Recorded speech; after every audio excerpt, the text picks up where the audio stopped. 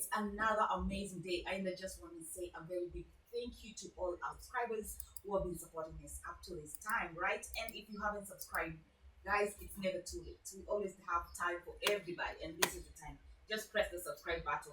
And yes, again, guys, you know what? You can just become a member of Kazuri Media by joining. Click that join button on the screen, and you will get the instructions on how to become a member of Kazuri Media. So, guys, when you see this site, you know it's what it's all about on their podcast, yeah? And it's your girl Kazuri Amok, kutokea Kazuri Media, the number one online videos and that. Sindio? Okay, guys, Ongea podcast, you know how we do it. It's all about Ongea. Tunazungumza, no filter, no chills, no nothing. See you. If you ever see this guy around. Okay, all right. Introduction. I go by the name Pinto Raj, aka Red Fatila, aka Babaya, aka Fatah Brown, aka Half Body, aka Celibate King, aka Faithful Woman, aka South Yakina Mama. Oh yeah, wa mama, your guy. Mama oye. Mama oye, so yo. So join me fika. Okay. Yeah. Jana ulikuwa umesahau kama wewe ni Father Abraham. Jana sawa. Okay, it's amazing. Sasa sawa kama niko na watoto bwana. Na kwa ubaya. Okay, so guys, yeah, it's all about Ongea podcast, Sindio. And today we always have guests on set. We have an amazing guest who's been doing amazing stuff, guys. If you don't know Daktari, if you don't know this guy, sijui unakwanga tu kwenye mtandao, Sindio. Amazing DJ Linya, daktari wa muziki. Unatutibu, unatudunga masindano kama ni drip. Yangu ni sindano. Drip inaenda pole, sindano ni instant. Instant? Unajua kuna dawa ya baluna basi. Wewe unakwanga available when is sindano instant from birth.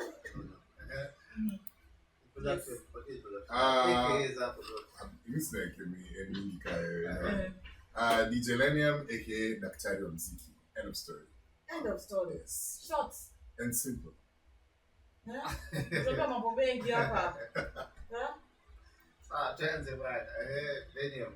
Tell us about yourself, bas. Kabla tuje kwa maswali. What do you want to know? Because about myself is vast, ni kubwa. By the way, unajua kuna interview Lenium Malenda kafanya. Interview ilikuwa inatoka kama season. Ilikuwa serious. Boss. Aishi. Kila akikuja na mpya. Three hours. Na wala story sijui ilikuwa maanisha yeye ni wa kuongea ya? Ana story sijui ya kwanza high school akakuja kibanda. Kwanza na nursery. Hapo chekechea. But anyway, amazing. Yes.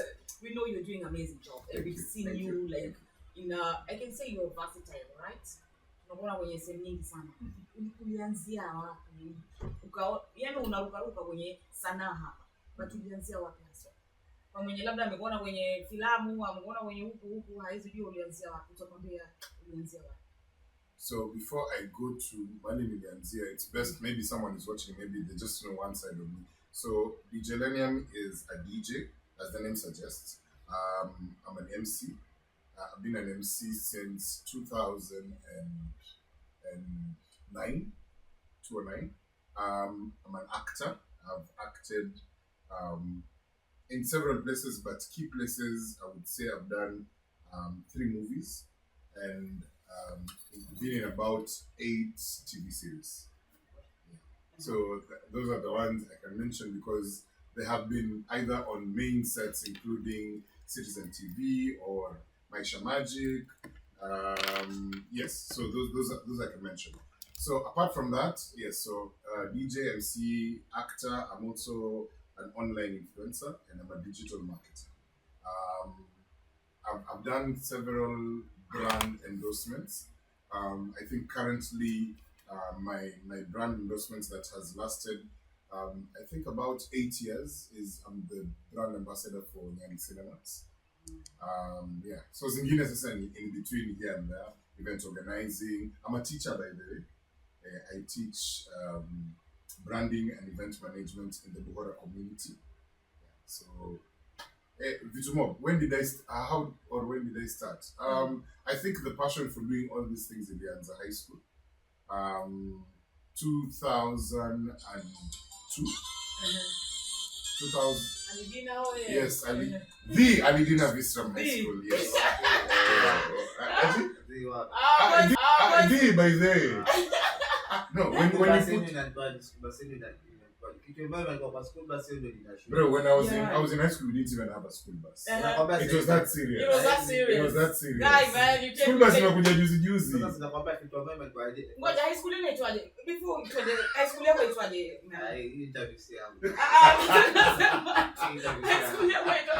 So let me tell you. Alidina Visram was a thing. Sijui unanielewa? Yani vijana wameng'ara na ka angels, Thank you. White. By the way, that was our nickname, the Angels. White. Yani trouser white, shirt white, Tie blue. Always to the top. Asiko high school. Oh, anyway, huyu ni siasa. I understand. Naelewa. So shout out to all Alidina Visram, yeah? Guys, yeah. Yeah. So when I was in high school, I was the chairman of the wildlife club. I was the assistant chair of YCC club. I was the assistant chair of Junior Achievers club. I was the event organizer for the Christian Union, and I was playing a role in different other clubs. So the fact that I could multitask, and each club, how would I say, strengths zake. So like I think when I joined, one of my biggest achievements was when I joined Junior Achievement Club. I was the only African in the club. Ilikuwa imejaa Wahindi.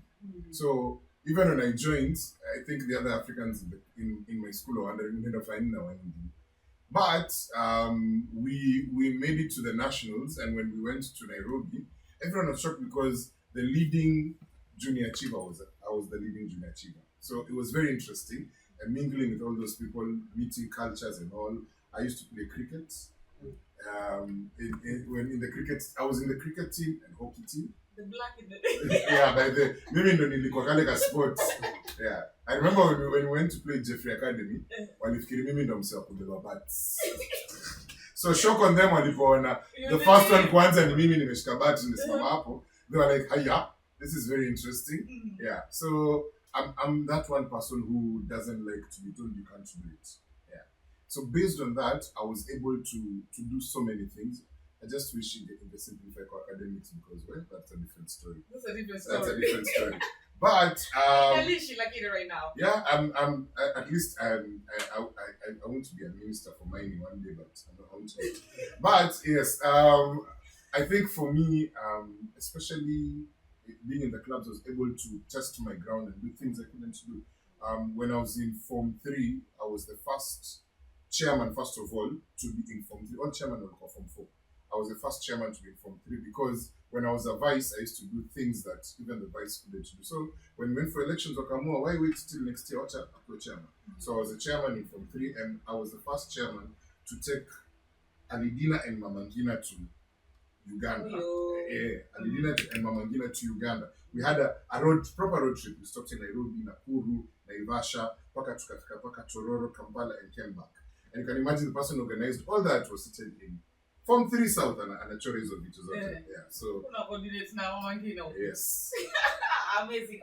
Yeah, so that's where my event organizing skills started, and then my love for DJing came in also at the same time. One of my biggest mentors is the current CEO of More Sound Entertainment. It's called Kevin Mulay. By those days, he was known as DJ Kev. He was one of the leading Christian DJs at that time, and he used to advise me, because you can imagine this is a 16-year-old talking about DJing, and first thing is like, finish high school, Chairman said then you can start talking about. But the things I would mention, you would tell me, you talk like someone who cleared high school kitambo. So he would tell me the do's, the don'ts, and things like that. So by the time I was still in high school, I started my own. Though it was DVD, which is because by the time a set of decks was quite next to impossible. So it was more like 2 DVDs, unacheza na remote, then you move to tapes, unacheza vitu majenzi hata elewa paka leo, but yeah. So yeah, that then I think also being in the Junior Achievers Club gave me the confidence to talk, because it was a lot of talking. I think one of my biggest accolades in talking was when we held something with Stout C, high school. Zako zote 10 za skate. Si ndio zilikuwa zinashika hivyo. Ulikuwa unataka kufanya nini? Ah, Na shimo la tewa boys. Nashangaa. Ulikuwa high school gani? Mimi. Ulikuwa high school gani? Utaji. Mimi nilikuwa Mama Ngina. Mimi na Lidina Sasa huyo. ndio ile nakutaja mimi nilikuwa Pehil High School. Oh, what? Pehil. Ah? Upper Hill. Ah, wewe. Hakuna. Kina Bensola wakujui. Hiyo nimekataa. But anyway, we couldn't do the boys' school because it was never interesting. It was, yeah. So confidence ya mwanaume kuongea in front of madam and you do it perfectly, it just boosts your confidence, especially when you're high school. So Exactly the problem. Kumbuka kuna wengine kule wataka kuja I know. Hizo lazima ziko. So now putting all that together, once I cleared high school, moving on because I pursued a course in journalism, but mine was online. So by that time there was something called African Virtual University, and our course was coming through Kenyatta University. So my course in particular, my degree course came from Indiana University of Pennsylvania, Nikamaliza, and very interesting. I've never stepped into the US, but my degree comes from there. Amazing. So yeah. Kama leo jana. You stepped in by your book, Kama serious. Madimples. Huyu. Enemy of progress. I know. Enemy of progress. Yes, My yes. brother. Unafikiria hapa niseme za Uda. If you're talking about Uda, everything would have been right. So amazing, Sama. That's why I said you're very versatile. No. Like you've done so many things and you're hands-on with everything that you do, right? So it's been a journey for you. Yes. Yeah. And maybe what would you say about it? Umesema ati hapo kwa books no. Mtu ambaye yuko pale and then I feel like I need to get these grades for me to get there. No, I'll still say by the grades is very important. I think I was a teenager by then. So vitu nafanya zina excite moyo. So you put that as priority. Mm-hmm. But as I came and realized, again, I don't know what was God's plan. You never know. Maybe ninge pursue academics na nipate A ama B. Right now I wouldn't be doing these things. Maybe I would be in an office somewhere nimevaa hiyo tie ambayo Raja anasema sivaangi. Na sisi tuko huku tunangoja kwa class. I know, at the end of the day. So maybe I'll be living another boring life somewhere, so I don't know. But I say always put your academics first because I am a proud holder of, in KCSE, I had 2 A minuses. I had an A minus in English language and I had an A minus in history and government. So, this is in Guinea, yes, I might have failed, I might have got a C in the sciences, but I feel, again, at the end of the day, if we were in the States, they would have realized this guy has a talent, they would have perfected it. Yes. Unfortunately, the country we come from does not deal with nurturing talent. They deal with umepita exam hujapita. What are you going to do? Are you going to be a doctor, an engineer, an accountant, things like that. But I would tell anyone watching this, by the way, do not say because you have a certain talent, maybe you're a good footballer out there, or you're a good actor, or maybe even a good DJ. Don't say because you have this talent, I will decide not to get serious with books. No, it doesn't work like that. Because for the world to take you serious, you have to have something on the other side. So at the end of the day, please take your book seriously, take your academics seriously, no matter where you're in secondary, you're in college, very important. Okay. Sasa back to mambo na DJ. Jana tukiona Edon alisema style yake tofauti. Kama DJ anacheza kapela, instrumental, Nigeria na remix. Wewe unasemaje DJ style yako ni ipi? I call myself a storyteller. Storyteller in the sense of I take you through a journey. Again, there's a saying so many of us say, and I think I share it with my deskmate. No, not my deskmate, my classmate. He used to sit at a desk in front of me, and I talk about Chigakao, but everyone knows him as DJ K. DJ K. Yes. So we always say anyone can DJ, Yes. but not everyone can entertain. Very important. Everyone can DJ, but not everyone can entertain. Exactly. So for you to entertain, you see, like Elon's style, he's creative. So he gives you something you didn't expect. For me, it's more of a story. So I take you through a journey. By the time you realize tunakaribia to something else, umetoka pengine, like, wow, where did we come from and things like that. So me, my music is always a storytelling.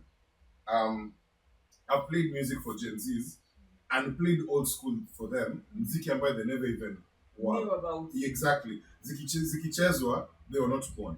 But you find them dancing to those songs because of how it was. You've related something from their time with an old school time and you flow. So by the time they realize that they are doing ngoma, but ngoma ni kali. Inaenda na flow, like tunaelewa unapozichanganya zile ngoma. Exactly. So it's more of a story. So if you can tell a story and enjoy it, it's just like watching a movie. You can decide because watu wengi wanataka kuwatch movie ambayo imetoka 2024. You would go back maybe 2023, 2022, but ukisikia movie in 2002, like, hey, movie at time. But there's something you'd watch in the trailer and like, hey, this story like it's interesting. So let me watch. So it's the same thing. You would feel something like there's something about this music. I can relate. Exactly. So what influence what is some meaning game about movie apart from your films? Ama nini pia influence kuanzia kumsini, influence baada ya mambo na acting. Vitu gani ambazo zilikusukuma? So for DJing, I think I was by that time when I first started hearing the first DJ, I think I had DJ Pinye. He had a crew called the Scratchaholics. So Scratchaholics That's was way back. yes, that's way back. That's close to about 1998, 99, just before the millennium came in. And I loved the way he would play a song and imagine a song ingine na inaingia smoothly. Hiyo kitu ilikuwa inanibamba mbaya. Like how these two songs are going together. I would try to nijaribu nimeiba tape ya madangu, nimeenda nimefinya record, na jaribu kuweka na song ingine. So ile song inafika place fulani umepause, alafu nategea ingine azingiani. So inanisumbua. That's when later I got to learn there's something called beats per minute. So at times you have to raise it, slowisha. That's more of a DJ class. So those are the things I learned later. But the thing that fascinated me was putting the music together, and I'm thinking if I'm excited with the music in a flow, I'm hearing like 5 songs, which if they were to play in full would take 15 minutes, but in music in a span of maybe about 10 minutes, and it's so nice.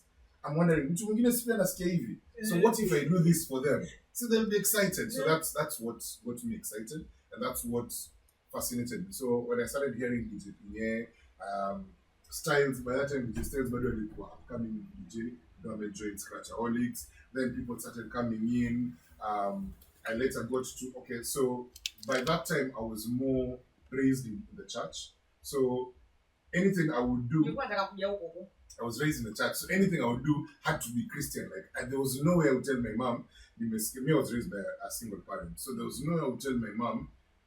Big up to mama. And there was no way I would tell my mom that nimesikia muziki secular na nataka nataka dunia ifunguke ikuue. So yeah, so that was the way I went, and I used the same talent I was given, because at the end of the day I still believe, and that is until today, I still believe that God has given everyone a talent.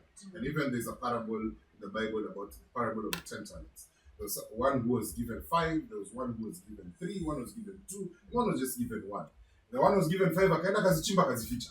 Hakufanya kitu yote nazo. But this one who was given 1 decided to use it and make something out of it. And when the owner came back asking, what have you done with what I gave you? Huyu watano alimleta zile tano hizi hapa. But huyu mmoja alileta a humongous sum. So that's what I believe. If God gives you a talent, how you use it at the end of the day is the most important. If you decide mimi nitaka nayo tu hivi, you know, I said that, okay. I went out and came to learn some of the biggest stars we know always started in the church. Look at Whitney Houston, look at Mariah, all of them were in the church. So somewhere along the line, yes, they may have lost their way, but still at the end of the day, they still kept on using their talent. It was for a different purpose, and some suffered their own consequences and all. But I always say, if you always believe where you got your talent from, always respect it, always give back, because I always give back to God. As much as I'll go and play in a club, I'll play in an event and all, in the cathedral, we don't have what we call pastors. We have reverends, we have provosts and all. My own reverend knows me only DJ, because I give back in church. So at times, I serve in the media control center. So saa zingine verse inaweza chelewa kutoka kwa screen. Anaweza ni enjoy tu aniambie, DJ kwani jana kazi ilikuwa mingi sana. Yes. So you see, as much as he's making fun of me, that means he knows where you are and he still respects you for who you are. He still loves what you do. And he's the same person who will call me and tell me, my son, my daughter hapa kuna wedding, nataka umshughulikie. So you see, if they felt huyu ni wa dunia, huyu yeye na shetani same WhatsApp group, angekuwa number one wakimchukulia the way they take me in charge, or they won't be that person who will still recommend, because at the end of the day they know whom say faith yake still believes in God. He still knows the most important thing, that Jesus died on the cross for my sins, and that's the most important thing. Sunday I will still go to church, and I'm still there. So that's me. I will always do that. I think to sway from the original conversation. But it's amazing, you know. Danny, I was gonna ask you about that because I know you, yeah, like you have the church foundation. Yes. Yes. So, you actually just took everything out of my mouth. Any other thing anything. That's what you're saying. Like in everything that you're doing, I also feel like I share the same sentiments as you. Like it's important to have that foundation. Whatever you're going to do later in the world, let your child have that foundation in kanisa, and then then you have a point of reference to go back. Very true. But now if you don't have a point of reference of going back to, then you get this like so many things that are happening right now. Right? I agree. Yeah, I so agree. amazing. Yeah. So guys, even if you are a DJ unapiga kwenye club, God, ndio. Very important. Unasemaje sindano? Just kuna daktari hapa anadunga tu sindano mziki na kuna hata mimi pia naenda kanisa. Once again?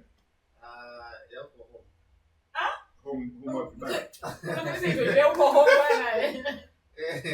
Sawa, okay, let me back to you. Ni club gani ulianza na wapi?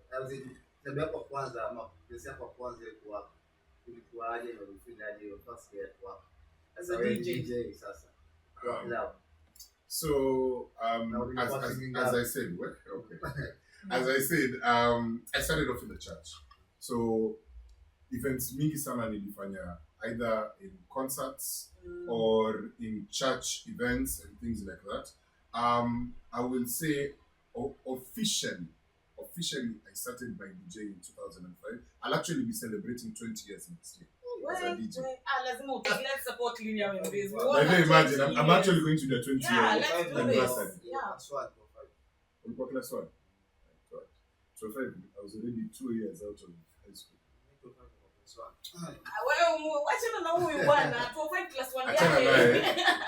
So anyway, out of all those events, in 2005, as I said, I started doing events here and there. I think my first paycheck of DJing I got in 2008. 2008, and I'll never forget it. Was a concert at the Buxton Stadium, where I was the main DJ, and some of the artists who came included Yoen. Big names then. Wow.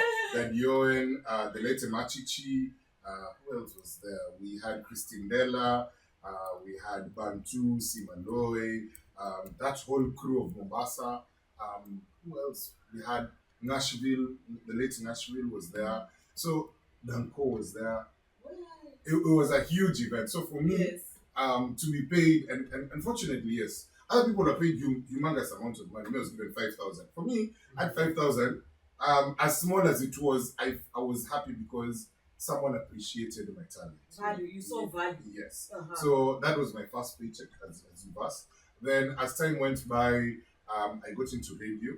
And when I got into radio, they can get exposure now for things outside the church. So I would get invited for events. And that's the time when I felt the church, my own church, had overlooked me, because unainvitiwa Samburu, unainvitiwa Voi, unainvitiwa Kilifi, na unakuja event umecheza just for 1 hour and you paid good money. Value. Na church umejitolea man, mtaka 6 hours, na ile tu mtu kwambia bwana sifishika bahasha ya tenga moja upei, you know, and it's at home. Then it reminded me of this saying that a prophet is never accepted at home. So at one point I was very bitter about it, but then at some point later in life I realized that bitterness helped me to perfect my brand and to now go out there, because I imagined, if church ingekuwa inani appreciative, I would be very comfortable seeing you talker, and maybe I would have stuck to that basis. Yeah. But I still went out. And something I still, some people say, Lenya Mulians in a church, you play secular music. So maybe will you backslide at one moment or things like that. It depends how you take it. Gospel again has changed. Things have moved from one synopsis to another, and for me, I feel that as much as you're in the world, what do you do? I'll give you a good example. I'll go back to the Bible. Jesus alipokuja hakuenda hang out na wase wa kanisa, or by that time they're called synagogues. The synagogues, or who are the people who's hanging around with? The people who hated the most. The tax collectors. The prostitutes.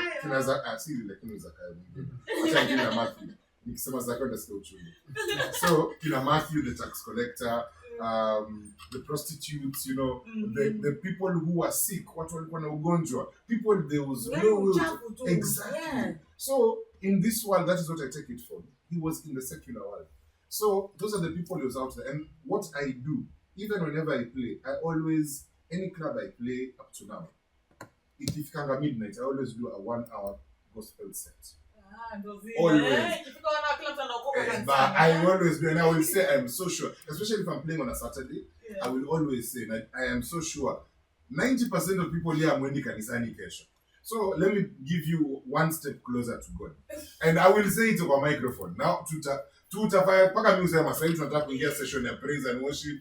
Unaona msee na kabia yake ameshikilia, So for me, as much as some people will take hiyo labda ni PR ama ni kiki anatafuta, there's someone who will be touched by it. Because someone atakuja atakwambia, as much as you've done that, umenikumbusha kitu. Someone will come and tell you, mazee umesema kitu, kesho acha niende church.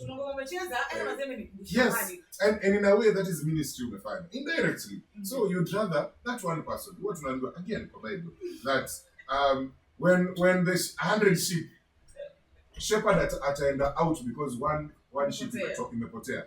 Not ataacha 99. So it's more or less the same. When this one person decides, rudi kwa God too, not necessarily ataokoka, but amerudi tu because ameguswa and all. That's excitement in heaven. So for me, that's ilikuwa hiyo siku labda achotwe au akutane na mabaya. Hiyo 1 hour. Like wewe daktari, wewe usijifanye.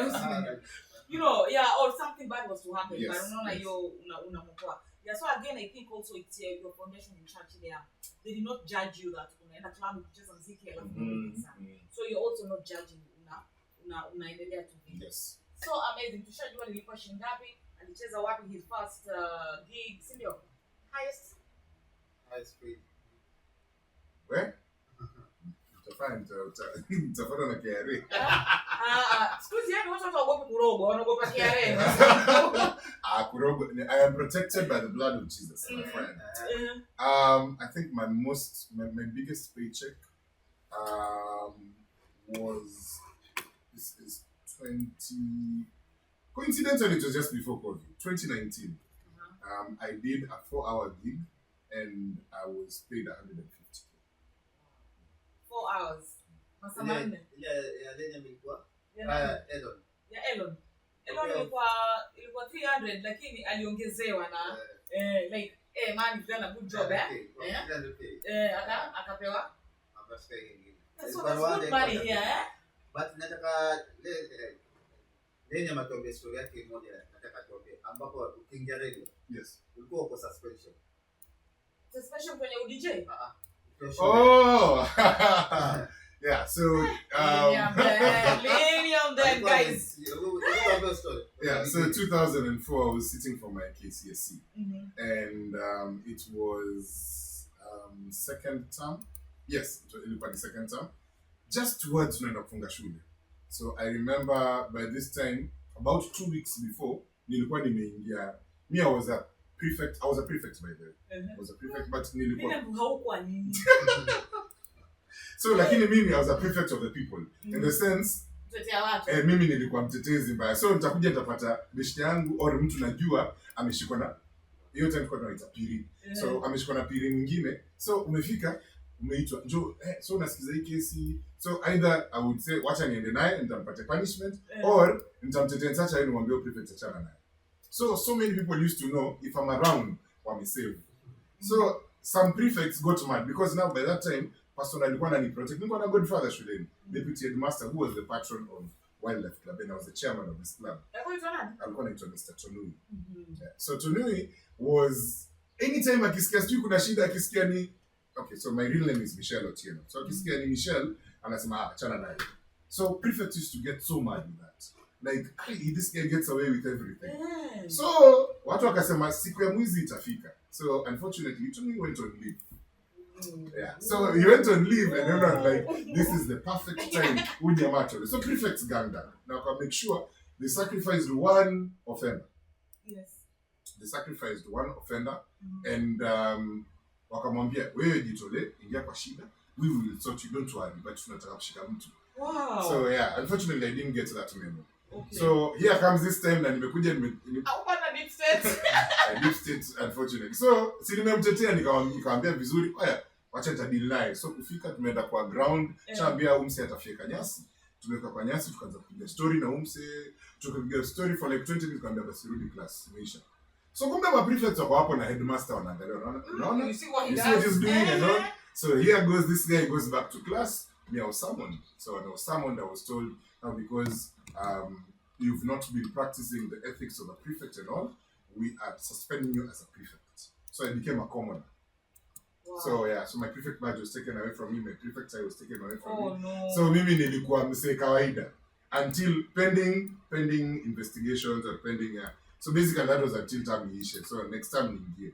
So here comes this time in between, me ni commoner in class tu, ile mwalimu hajafika, tunapiga fujo. I used to sit near the window. So mimi ndo again storyteller. Napea na story. Watu wanasikiza. So it reaches a point I realize naongea peke yangu. Watu are not responding. You know, like, hey, mnamesikia? So my desperate ananigonga. So kunigonga the first time I thought it's like story imeshika, you know. So only to come and say quiet, kutan, headmaster kwa hapa kwa dirisha. So headmaster tells me, we go to so like you out trying to stay, you are a prefect, I put you on suspension, you want to hear, so for you, just go home. No. Yeah.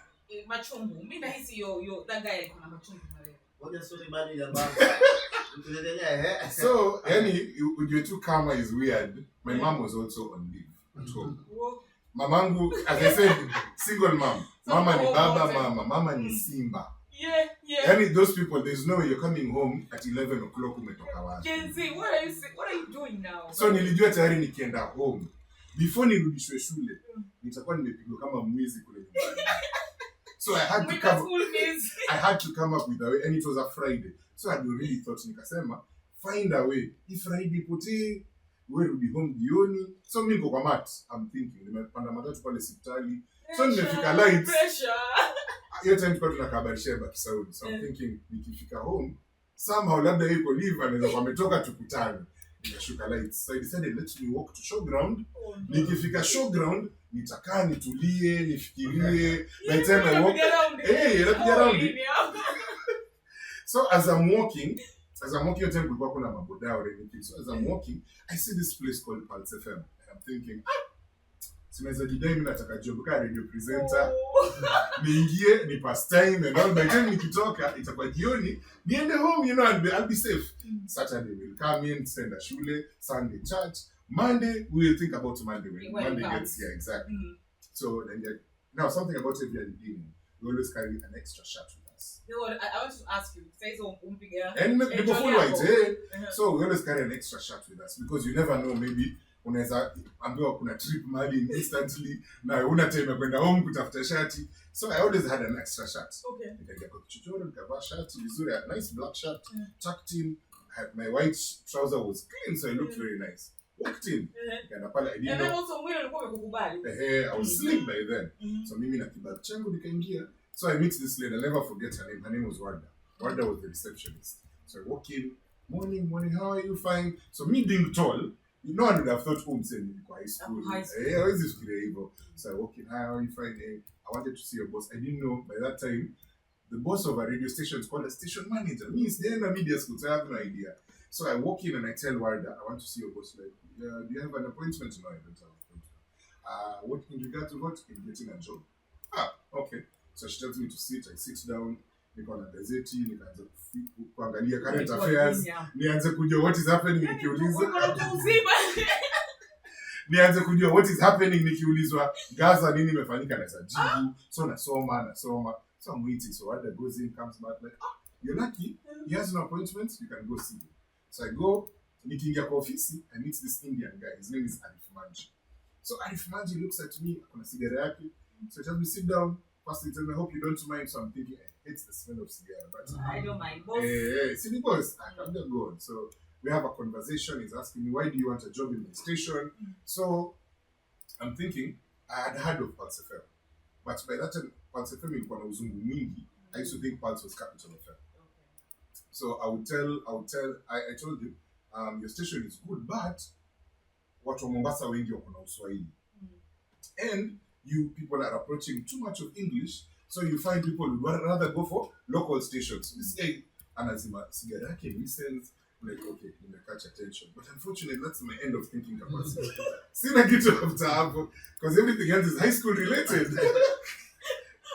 History. Hey, so I'm thinking, so he's like, hey, tell me more. So I'm like, yeah, I think that's the best thing. And so I decided now to take my high school life and put it and twist it. So I'm like, you know, you have an audience, especially for high schoolers, who, especially during the weekend, have nothing to listen to. So I was even telling them the interests, and I told him about events I have done, but in a third person, like someone else has done. And he finds it so interesting. Like I've never had someone approaching it on a teenage type of thinking, and he likes the idea. So he tells me, unfortunately, right now all our shows are full, but we don't have a Christian show. So I'm like, sawa. So I mentioned to him so many Christian artists from Nairobi, international. So even this guy goes like, hey, you're so versatile. You're on this side and you're also on the Christian section. Like I mentioned to him. So as I mentioned to him, yeah, on computer, so in Jamaica, there's an artist who used to be a secular artist, now gospel, her name is Chabel Franklin. And I type and I'm like, hey, this is true. I mentioned about 2 songs there, Natalia 2 songs, and as he type and I'm like, hey. So even in between, he makes a phone call to production. Why are we not playing radio? It's playing by Chabel Franklin. It is big outside. So all the things I'm mentioning, and these are things now because I love the Christian sector and all. So he gets so interested. Our conversation lasts about 2 hours. Now for me, 2 hours. yes. For me, mimi kwa hapo, tuna have conversation every time I can make phone call naangalia clock. Naona 1 o'clock. Time. So mimi nangoja 4 o'clock. 4 o'clock, no matter what time I can go home. Yeah. Because shule ni 4. So haina shida. So imefika 1. So he goes like, okay, so I love what you're doing. I want you to go and do a voice test. So I'm taken to a production room. I do a voice test. Yeah. So in this production room, I get to meet someone called Elijah Girimani. Elijah, in the future, will come and meet and work at Baraka FM. He's one of the people who coordinated Spice FM, what we have Spice FM now. Then I also met someone who will be Sauti Soul's manager, Malik. So when I met Marek there, he was just a guy who was bringing international stuff to the radio and things like that. So we have a conversation and we talk. And these guys are like, hey, you have good English and all. You're from Mombasa. Like, yeah, I was born in Pande Hospital in Minnesota. Lucky guy, you're just giving out stories like a composition. So Pande Hospital in Jeffrey Academy, went to Latriza, went to Alidina Vista. Oh, you finished the Alidina Vista? Yeah, I finished the Alidina Vista. So they mention a few teachers, and I'm like, yes, he teaches this, like, hey, this guy is really from the coast, you know. So that's another hour gone.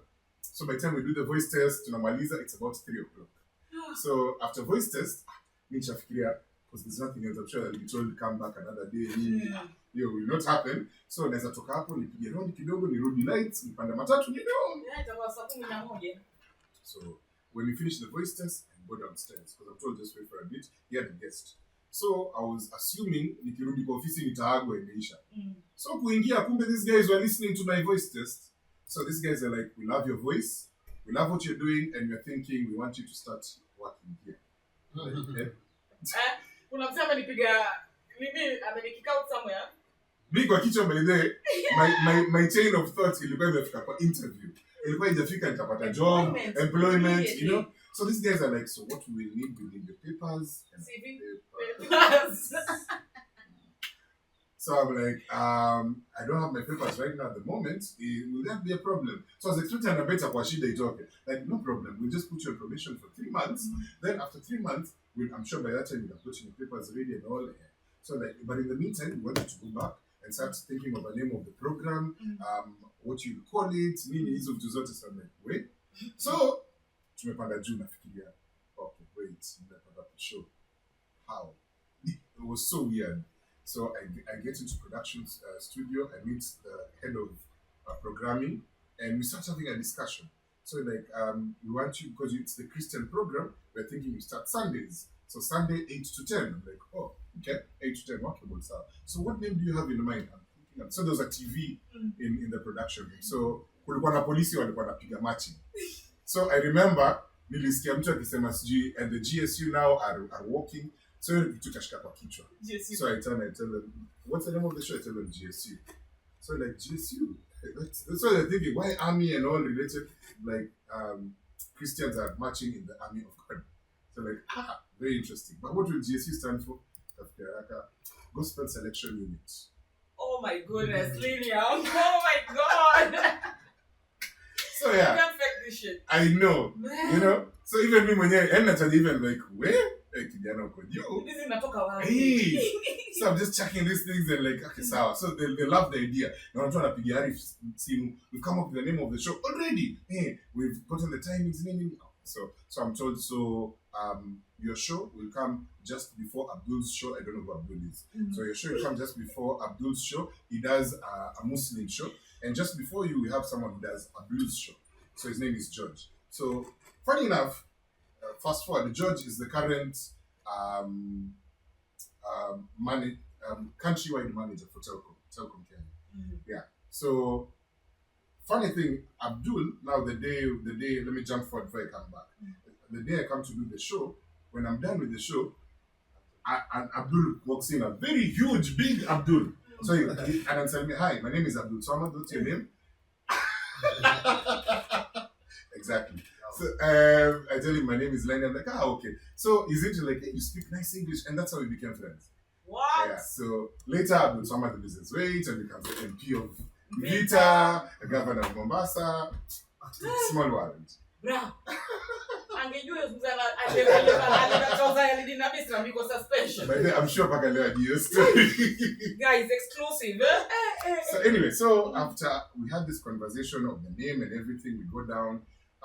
So they tell me, for 3 months you'll be on probation. We just need you to sign because for labor laws and things like that, because they said these people can just come in at any time. So we sign somewhere. Do you have an ID? So a month before, so unajua zile sales za watu wa ID kuja shuleni walikuwa wamekuja the month before. So ID zitakuja third term. So sina ID. Uzuri kwa ile place ya kwa hata kuna waiting. You have nothing. Hizo zinapelekwa kwa staff room. So uzuri, whatever I was signing didn't have somewhere I needed to put my ID number. I just name, designation, nini, a few details, and I signed. That was done. So we even agreed on after 3 months, we'll start paying you 6,000 shillings. 6,000 shillings per month. Now remember, I'm just coming to do 2 hours per week. So in a month, it's 8 hours. Kuna 6 kwa kichwa niko 6,000 shillings. 6,000 shillings. I don't know shillings waiandika. Yani for me kwa kichwa now, I'm already thinking 3 months itaisha nini. Sijafikiria noma by the way. Imagine your excitement and all. Now I'm getting excited. I've been told Sunday you're starting. No problem. I'll be on Sunday. Sawa haina shida. So by the time I walk out of Pulse FM, it's about 5:30. Your problems come back. 5:30 kwanza niko excited, 5:30 haina shida. Hata niko home 6, madada nafikiri nimefanya preps nini ya work. Bana madada nafika home. Sasa kufika nyumbani, madada anasema school fine nini nimemaliza. Here comes Saturday usiku pia. Sasa nikani hit Sunday I need to go to studio. But we go to church with mom. How will this work? Well, so that night I had mom, if you're watching this, you should look at this. So I had this weird idea. So I tell my mom, I've not been performing well in high school. I've been thinking just before we go to church, niende nifanye tuition na mabishte zangu, at least we catch up vizuri, then tumalize tuition around 10, mi nikupate church. I shared the idea with my mom. Hey, my dad is quite excited. Like, what? Are you sure? Hey, okay, so will you do this? No. Okay. 6,000 shillings. We are actually got 3 months from now. 3 months from now. So, so even in the morning, my mom wakes me up at 6 and I get ready 7. Unatoka so akanipatia fare. Unaenda wapi? Nikamwambia tuition niko pale Mkomani. So uchezi mbali, yani hata kama akidecide anataka kukudrop bado una shida because my mom used to drive. So my mom was like, "Asawa, basi you go shika fare because me says irauka that much service is at 11. What will I do for the next 3 hours?" So tukoma matatu ya nights. Kaingia. Kwanza nakumbuka niliingia around 7:30. They were so impressed, like, "Hey, it's your first day umerauka. Watu Mombasa waraukangi." Mimi so like, "Hey, you really love what you're doing." So even Arif was there that day. So we did the first show. The first show was not so, because again, this is a Christian show, the first Christian show on the station, something unheard of. So we had like 1-2 callers, Kaisha. So 10 o'clock, they're like, "We'll review, but this is going on well. I'm sure it will pick up as time goes by." I go to church, my day, how was it? It was good. Yani cards inaingia na vizuri. Tuition ilikuwa poa. Tupiga physics fresh. So Monday I go to school. So I go to school on Monday. When I go to school on Monday, I najipeleka straight kwa headmaster. So I go like, I'm sorry for what I did last week. Nikampa msamaha. So headmaster akashtuka. Okay. You're sure utarudia? Sawa, go to class. Just like that. Just like that. Wow. So me, I expected by that and no, call your parents, Mimi. But I was ready. I'm to figure how I'll play around with it. So when I go to class, I became so serious. Yani watu wako mimi naanza kuunda show yangu. So unaona vile nilikuwa napanga events. Niko hapo nimefungua kitabu yangu ya physics huko nyuma nimeanza kuandika. So 8 o'clock tunaongea nini? 8:20. So Monday nikapanga my show for Sunday. Shamaliza. So now I'm thinking, lakini these people will not believe me. I need to get people to call me. So what do I do? Tuesday, I start walking around in classes. I tell guys, by the minute, the radio presenter like, wongo, walk. So I'm like, story. So I'm like, guys, so let's do a bet. If Sunday mukiwasha radio mkinisikia, Monday mnanipaia break. So everyone's like, sa paka people wrote. Kulikuwa na kaimati na viazi karai zingine wa ajabu. So the reason why people are tuning in on Sunday was to make sure that hawatanisikia and Monday washabaiwa break. So here comes Sunday and they hear me in station. They're like, so people are so when I was in high school, people used to call me director because of the way I was in so many clubs and I would direct things. That was my nickname, director. So I remember when I got on the show, first 2 minutes even my answer, like Paka, the guy who was assisting me to learn the controls, akashtuka akasema, simu 2 minutes. Akasema tushike tu. So I know, director, ni wewe? Mambo poa. Ni team. Like team Alina. So this guy is like, umse, amejintroduce tu na shapata kola. So I'm like, hey mambo. So I'm trying to avoid umse asitaje mimi pia niko same school. So instantly mwambia, tuma salamu basi kwa watu. Natuma sijui nani, which form. Alafu nicheze ngoma gani? So I get the song. So that happens. Other people who are listening, you are not serious. Wow. I'll never forget in the first 30 minutes, because we had more than 25 calls. So for this other guy, he's in shock. He's like, wait to silenge simu. Sunday wananga simu zivi. So my boss is listening again. He's wondering, at the end of the day, he's thinking, who's saying nani anakuja hapa, anafanya show that has never been done, and he's getting more than 25 calls in the first 30 minutes. At a weekday shows, as it So we did the show, some sent SMS and all. So by the time I finished 10 o'clock, I'm thinking I need to get to church. So nimeshuka chaga nini nimeitwa ofisini. So he's like, hey, the show was really good today. I don't know what you did, but whatever you're doing, keep on doing it like that. This will work wonders and all. So that went on for like we took a holiday, so month of August. Also getting guys from church to call in. So now you have people who are calling in not only from one school, but people from different places. So So this goes on and on. And I remember when it came in September we got a science congress. So during science congress, I had now my katim. Katim sasa sasa katim wako like kuna team fulani kutoka the girls na mkatia. Sasa wewe mtaje kwa show alafu yeye atakuwa. So you can imagine mimi naleta tu makaratasi jina mtu shule jina shule hivyo. So on Sunday I go to the show nataja. So now it moves from just Mombasa unasikia Ribe, you Taita, see you happy. So the station manager is in shock like, oh, I'm saying. So they said, you know what? What? That's what is coming. Okay. So this guy decides, you know what? 2 hours is not enough for you. So I need to give you 4 hours.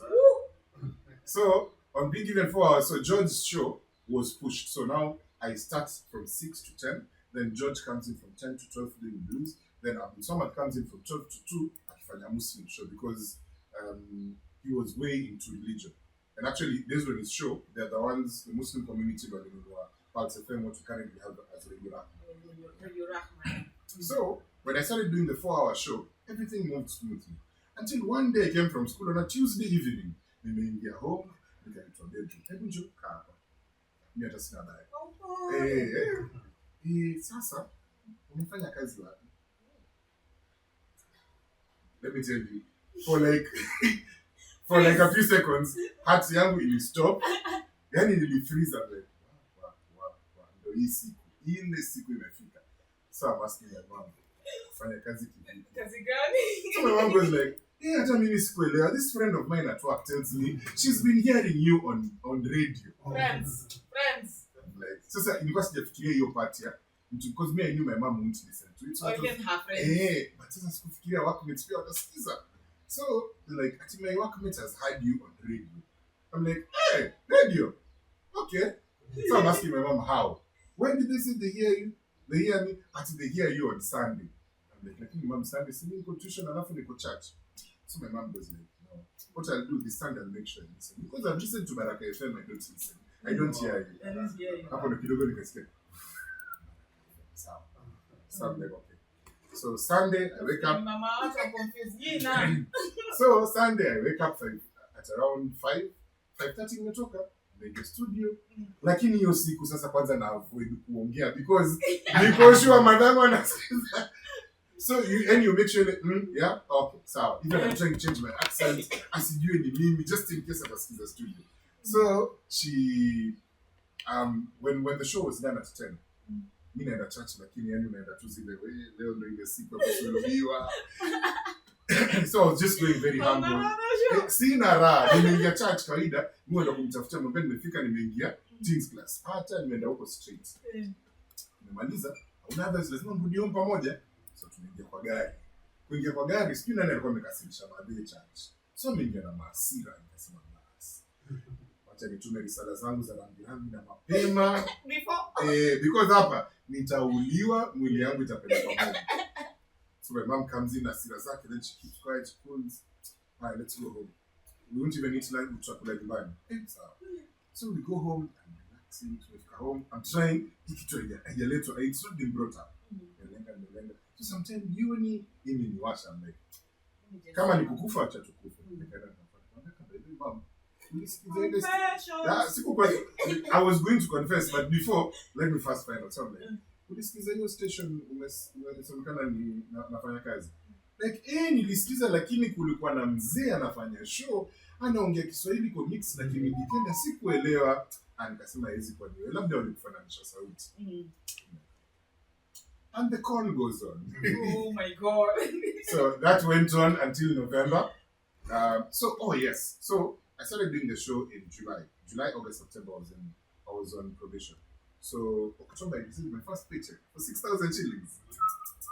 Yes. So October, November. Unfortunately, December, Pulse FM started going bankrupt. Well, there were issues with payments and all. So shows were put on hold and things like that.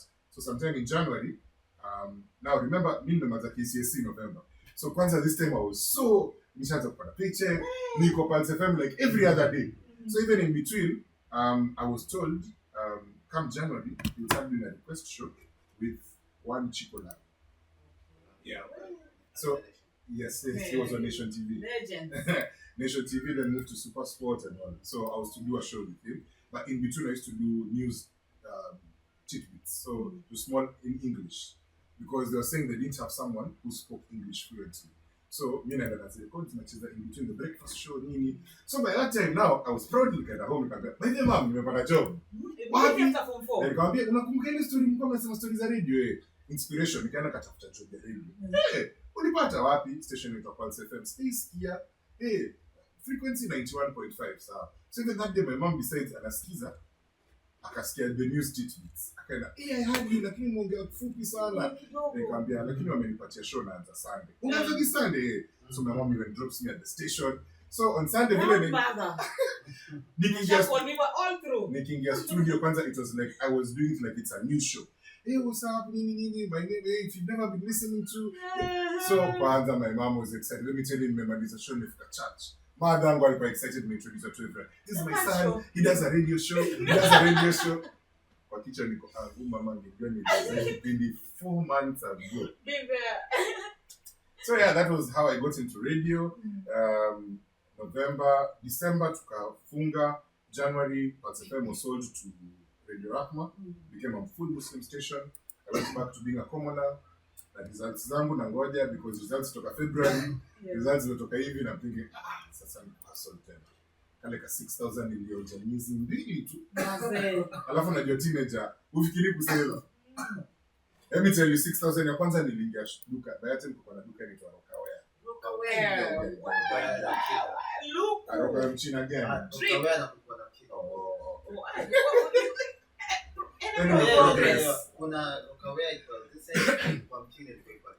So 6K ya kwanza nilitumia nilinunua nguo, viatu, bling, yani imetoka hapo niko full nimeng'ara. So yeah, that's how I enjoyed my money. I think ingejua kusave labda ingesaidia. But anyway, but so ulikuwa unakula drip, man. You used to drip, man. Alikuwa na Duran. Duran nilinunua 1,200. Sasa 1,200. All because the narrate sana amevaa Duran kama ile. Anyway, so Feb, I get my results. I didn't perform well, so I'm thinking, what do I do? In between hustling, I beat African Virtual University online. I start applying. So the day I'm going to African Virtual University, they're on 7th floor on Cannon Towers. So the first day, nilienda nikaregister notes. So on the second day, nimepanda lift, badala kufinya 7th floor, nilifinya 8th. So kufinya 8th, kutoka, I realized, nimetoka 8th floor, this is not the right office. But nikitana naona, Baraka FM. You're just walking and then boom. So I'm thinking, Baraka FM. Interesting. FM. So I'm thinking red, lakini I'm like, ile ilikuwa. But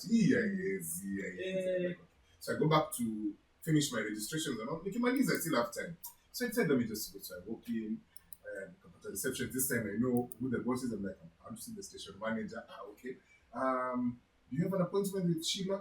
I'm like, no. Oh, so Sheila is her name, son. Okay. So, no, but I would love to come and get a job. Same line I used for Pulse FM. So I wait for close to about an hour. On walking in, nikiingia kwa office ya station manager, mazeni mama desk mate wangu. Where? Then we get to I'm like, oh crap, this is Adrian's mom. Adrian Minor, the late Adrian. Yes. Oh my God, keep resting in peace, bro. I'm thinking, what? So I walk in, and she sees me.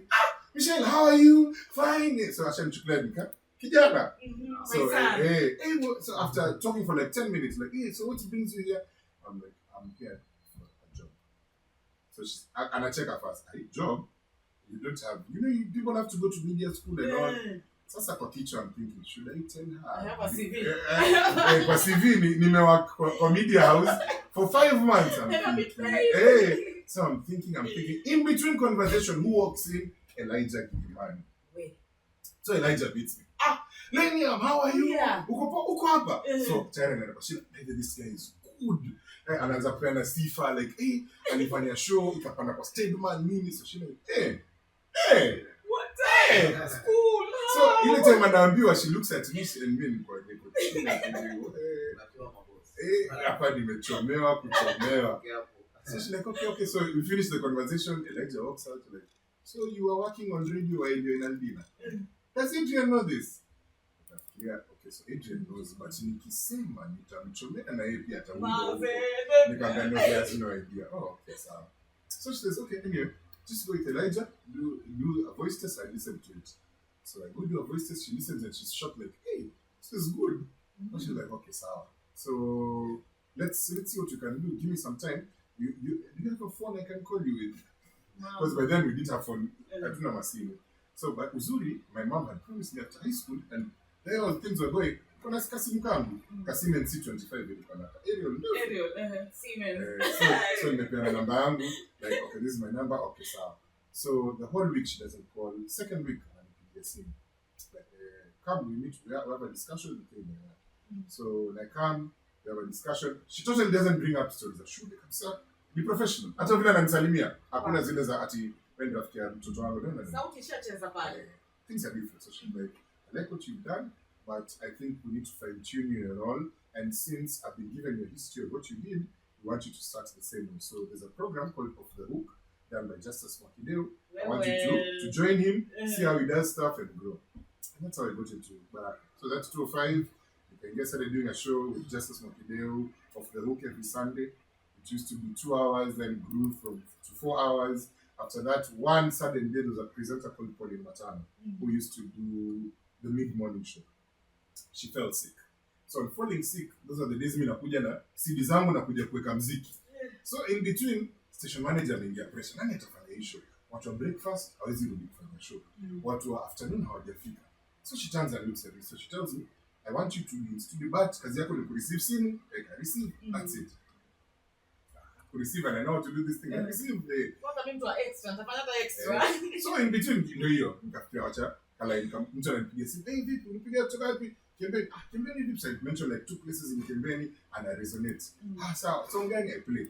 So she's listening like okay. So kumbe anaweza. So by the time I'm done, the show is from 11 to 1. So nikitoka 1 o'clock, she calls me in her office like, you did that show well. So what we're thinking, Pauline is still sick. Tomorrow you'll also do the show. That's how. So I did the show for the whole week. So doing the show for the whole week, unfortunately, Pauline Matano comes back and Pauline wants her show. So Pauline is being told, so what will you do? Pauline will find out party taada, party request, Lenny Matafani. So that is how I was introduced to my first beef in the office. And because Pauline was this is a 20-year-old boy who's doing a 42-year-old's show. So she didn't like that this boy is coming to take over her show. So we went on. After some time, I think it just became normal to her. I did the request show. Then after some time, I was moved into the drive time show. I started doing the show with Alex Mokideo. Then Alex was taken to the breakfast show. I did the show with a lady called Patience Nyangi. Patience ran for governorship in very last elections. Then after that, I moved. I started doing, apart from the drive time show, I was doing a weekend show because now I was using my talent as a DJ. So I created a show called Saturday Night Live.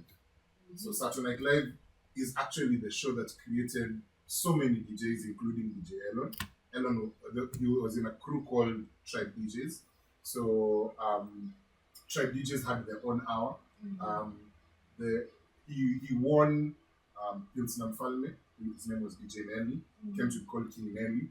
K-Trix. Yes. K-Trix was in Moi University Eldoret. So what he would do, he would send me his mixes. I play them. So even before he could play anywhere, he was already playing on radio. So by the time now, popularity can grow, I decided, let me try for Pilsner Falme. He came out number 6, but Codred took him. Yeah, so that created a platform, and after that, so many other DJs started coming through the show and things like that. So that was the growth for radio, and yeah, we say the rest is history. The rest is history. We still see it because that journey is amazing, Sana. You know, and you're still doing it, and you're still like gap you know. Oh, amazing, Sana. Sasa si nini ungesema? Tubakie memorable gig yapi ambayo hii imestick kwa kichwa mpaka leo, gig yapi ambayo mpaka leo kwa kichwani?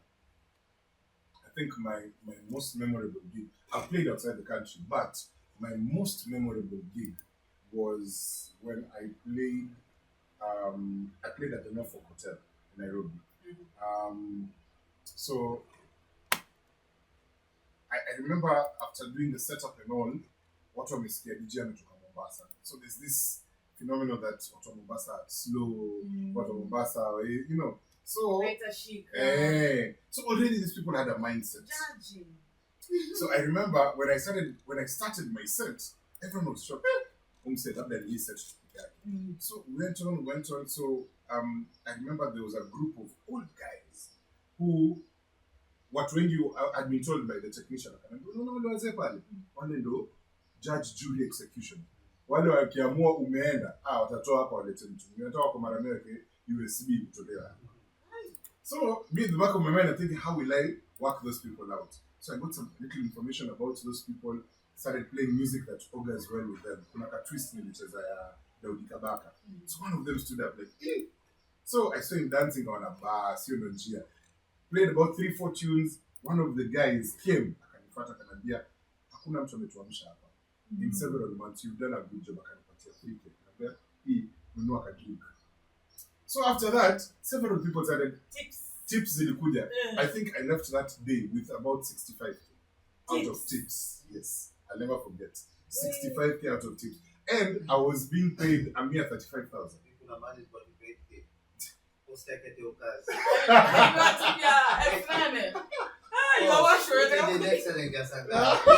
Where you're done.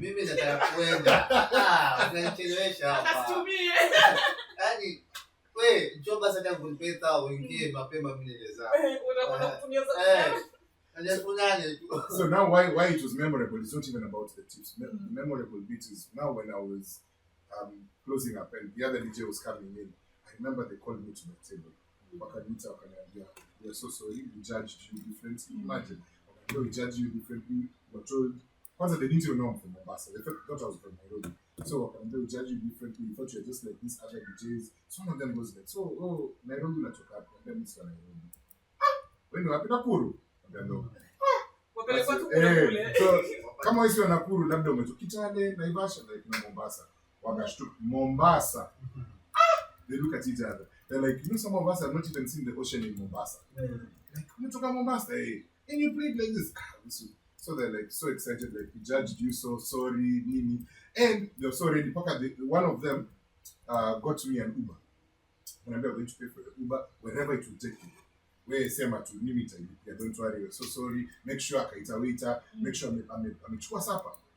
Patie sapa and nayo, mwingine akasema nitakumbaya drinks. So usually I have a karulu. There's some gigs where I go, depending on the type of client I have. I would rather, that's why you find me walking around the boat like this. I would put a drink here so that you don't have to see the brand. Because you never know, someone can, again, judging you. Yeah. So unaweza kuwa unapewa drink, labda ungenibaya drink hapo, they're like, akuni baby. You know. So I declined, like, no, thank you. Maybe another time when I'm not working, that's good. So this lady was on the table like, hey, did you umekata pombe? So they were so shocked. So that thing just them. Yeah. And funny enough, years later, I still talk this. The lady who told me nimekata pombe still calls me once in a while, telling me I have a wedding here, I have a friend here. She's referred me to I think about 7 different weddings, and every time she'll call back and tell me, you never disappoint. So that's why it's memorable to me, because it opened doors for so many things I do in my home. Kisanga ilikupata on stage at Mama. Unaweza ikumbuka ya kutoka kwa serikali. Kwa Mama Ngina, it was stadium. Yeah. So that was 2011. 2011, a week before your Kisangaraja Nasema, I had just come from burying one of my close friends. Her name was Brenda Wanjira Njogu. So Brenda died on her way to Akida Digiango. What is now known as Volume Club was once known as Full Moon Club. Yeah, so she was at Full Moon with her boyfriend. Her boyfriend was called Michael Mahindra. So they were coming to Mombasa Beach, on a beach party. So amenipigia, Daniel, ushaanza kucheza na mimi nakuja tu kukuona, mimi sitaki kuona kina DJ Space, kina DJ Frida, kina Pinya, mimi nakuja tu kuona wewe. So excited, she's coming all the way. So I got her tickets, kaambia tickets zako ziko kwa mlango. So they had those Harley Davidson bikes, zile kubwa. So wametoka full moon, they're coming to Mombasa Beach. So kuna place inaitwa Pets Apartment. Hiyo kona is a black spot. Yeah. So yeah, two matatus coming from town wanafukuzana. So one decides to overlap, akatoka. So ile kutoka akakutana head on collision na Michael and Brenda. Michael died on the spot, Brenda died in hospital. So friends to organize burial yake and all. So we buried her on a Friday. So on Saturday, Rose Muhando was launching her album in Mombasa. She was brought by the KG Church. So I was the DJ, and other artists performing were Eunice Jerry, Giuliani, and other sets of Mombasa artists. So Giuliani has just finished performing. So we are on stage, and I remember that day I was not myself because I just come from burying my friend, and it's because nilikuwa nishapewa deposit event, so huwezi fanya kitu kingine, nirudishe pesa You have to show up. So I'm in my open shoes, short t-shirt, kama kangu blonde. So stage is metallic. So we are in the sun, jua imechapa.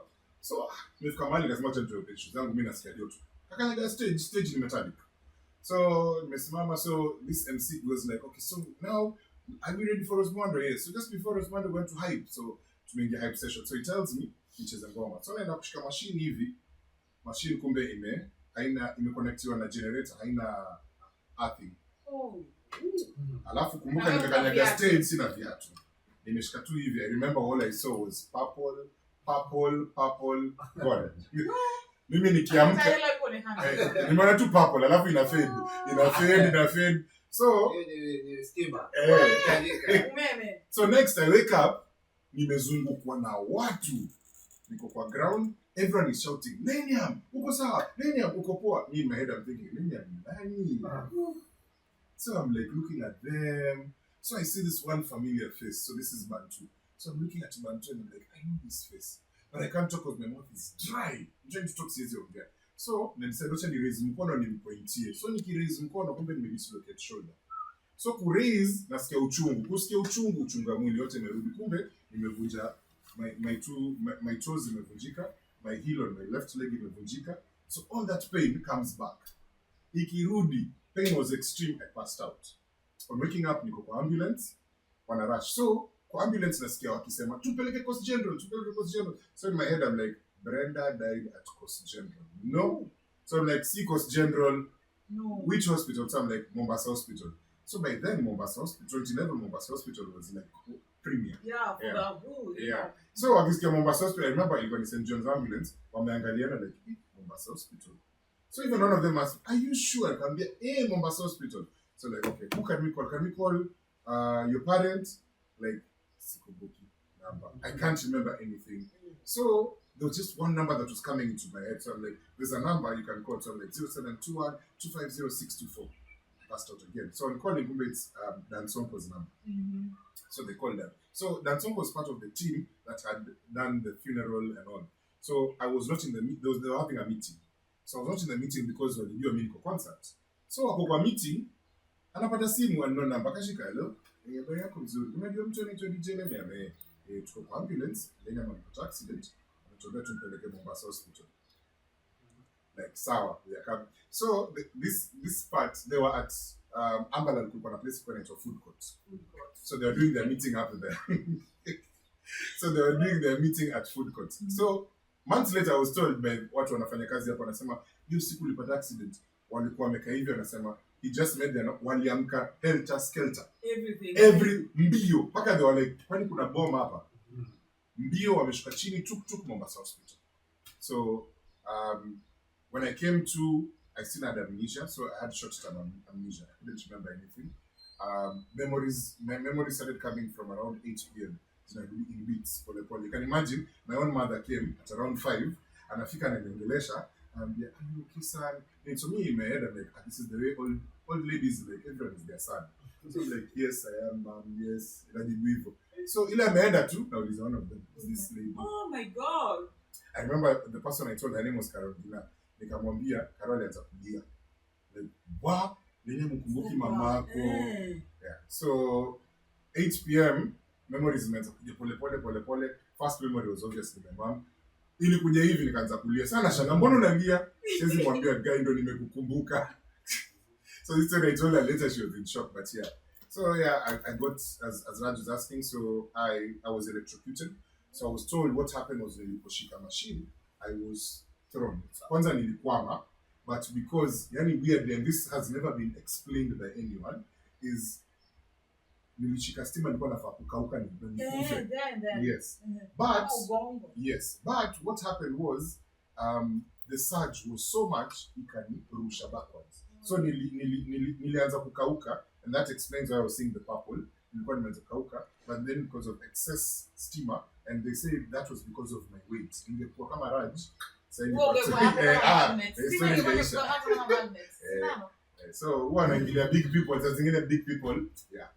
So I was thrown backwards. So on being thrown backwards, MC anasema he just saw me ni kama napiga somersault. Wakashangaa. So when he comes back on me, I'm lying down, I'm passed out. So I was passed out for about 15 minutes. When I wake up, I hear story and all. So I was done surgery on my toes. My 3 toes and 2 toes on left and right were clipped. My heel was reconstructed. Nikaeka chuma. Nikaeka bandage. I learned how to walk again. Yeah. So nilipitia. And during that time, I was out of the game for like about 6 to 10 months. So even by the time I was now coming back, I was like starting afresh, because in that time, I was out of radio. So at least with your radio, you can keep mentioning who you are. You're not on radio, you're out. Everyone's like, Lenium is no longer there. Then after 10 months, Lenium is back. So Kunale, who is Lenium and all. So I had to start afresh, building the brand again. What? But anyway, we thank God there. Your take is to have you here entertaining us. Yeah? Everyone can be a DJ, but not everyone can entertain. So amazing, guys. Press the subscribe button and unaenda kusikiza hapa Ongea podcast, right? So director, unasema tuendelee na break? Okay. So we're gonna take a short break. We'll be back.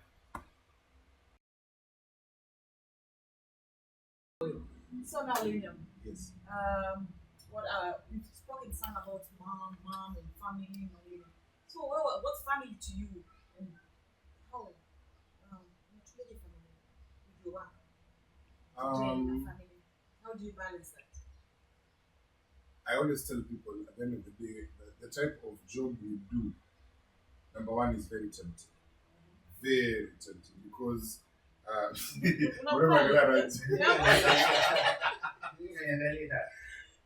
why it's tempting is because especially and I say it's both circles, whether you're a secular DJ or a gospel DJ. When you play music, at the end of the day, is music that feeds the soul.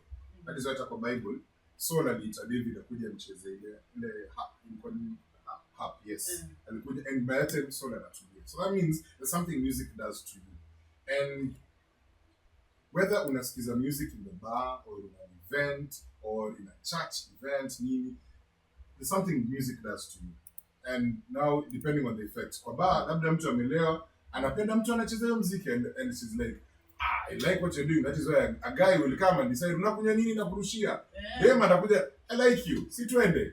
You know, those happen. And again, at the end of the day, it's the principles you have. Some principles you will have, utasema, hey, wacha nipite na mtu. But kupita na mtu, at the end of the day, this person is not sober. Number one. Number two, also, you don't know their motives. Because kuna wengine, yes, are not sober, or some are sober, but wameamua, wewe ndo naenda na wewe. Exactly. Yeah. So wewe umeona this is a one hit run thing, but you don't know. Ni kitu inaweza kukucost. And those are for people who are not committed. And for people who are committed, at the end of the day, it is to remember the people who are depending on you. There's someone out there, it could be your wife, it could be a girlfriend, who knows umeenda out there kutafuta that bread. Utapata bread na utarudi. So when you jeopardize, especially a relationship or a commitment based on something you've just met, it breaks a lot. So again, we say principles. It depends the type of principles you have. I won't say I have not fallen. How would I call it? Victim. Yes. Short ni different. Short Glory. gun. Wewe hata kuibia kanisani. Yeah. Hadi short gun. I've fallen victim. I have fallen victim. But based on it, there's some that have had bitter consequences. And there's some, nimesema, you know what, hapa, nikiendelea nitaumia. You know. So, I would just... Victims are nini Lilian? Unajua ni ma-DJ bwana ilimwambia jana hapa Elon. Ndio unaambiwa anaweza kamix ngoma kama 70 hivi kwa dakika hii. Je, maisha yako wewe mwanamke? Imagine it's not easy. Kwanza mimi ushangaa na watu. Wale kuna mtu akona title ya Father Abraham hapa. This is Father Abraham. DJ Mona mami size yetu pia tunaona size yetu kwa ndani. DJ you go to work, you come in sijui saa ngapi, masaa 8 za usiku, nini? Kwa baba ndio ananitaja. Sisi kama tunitaja kwa so fanya mazuri, fanya mema. Like yani haya ndo matatizo ambayo mnapitia kwenye shughuli yenu hiyo sasa. Unfortunately it is there, but again as I said, and I tell so many DJs, especially mimi nishahidi na makesi za DJ ambao mtu alienda gig, bibi yake ananipigia simu, "Lenya, umeona so and so, umeongea na so and so." You know, I've dealt with such cases. And you still go back and talk to this DJ and go, "Bro, hapa umechoma manze." Nimechoma lakini it happen. Like, you know, and some of those relationships have broken. Some yes zime stand the test of time, but it's rocky, unaona. You know, so I would say it's not easy. But at the end of the day, principles. What I do is enable. It's not easy mixing with the family. Principles because I was once married. And I was in a 9-year marriage, and we had to break it off in 2020. Worst time ever. It was during COVID, and that is the time mwalimu mekewa kafia ya saa moja. Sisi kazi yetu inaanza after saa moja. So meaning ma DJ sasa. Ma DJ. Watu mekewa kafia nyinyi mwenda mix. Kasi wewe unaenda out mchana. Exactly. So that means kwenda out imeisha. So meaning kama kwenda out imeisha hakuna pesa unapata. So that means uko nyumbani, number 1 umefungiwa saa moja uko home, you're not knowing kesho natoa doa pia kununua unga ya kununua nini. So it was a frustrating time. Same time, that's the time when my marriage was on the rocks and it wasn't easy. But again, as I said, consequences and all that. So things didn't work out and my marriage ended.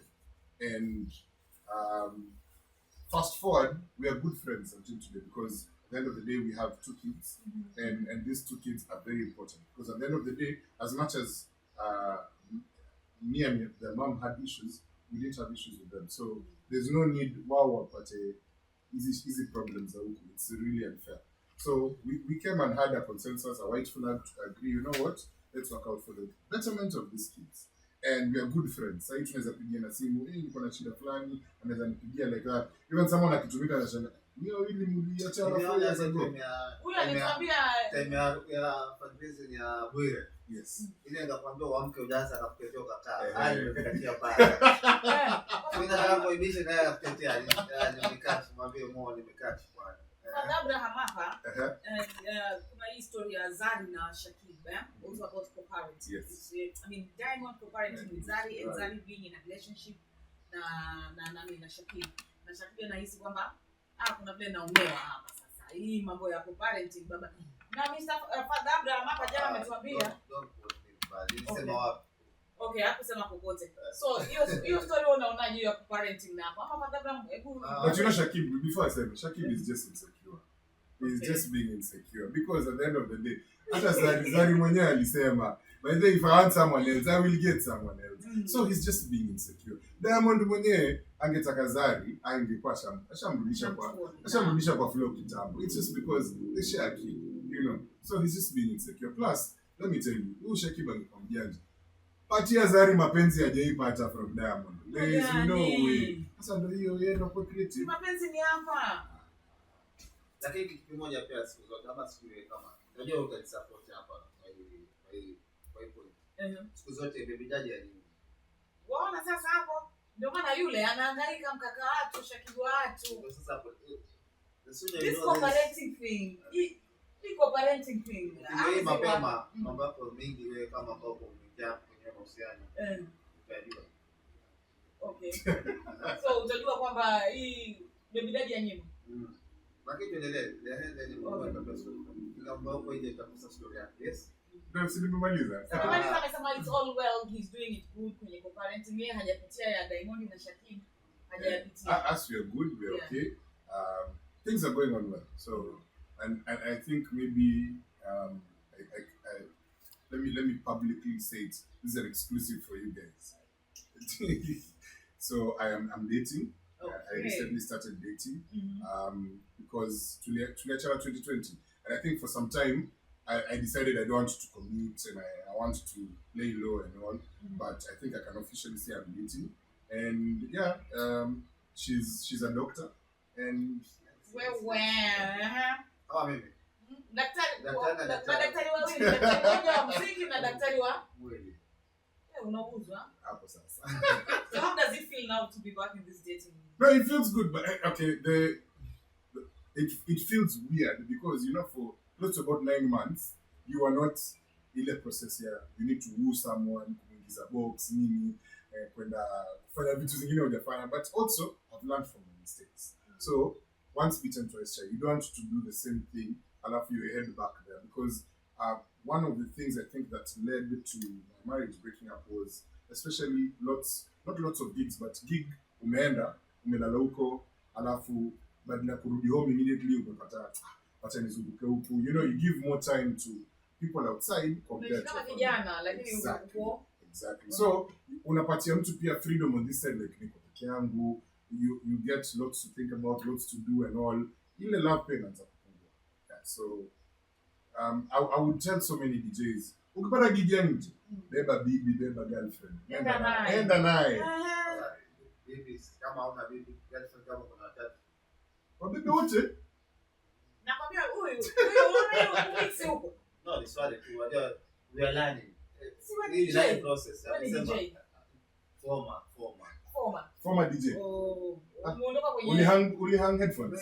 Na miezi kadhaa sisikia DJ kama wamekuchosha.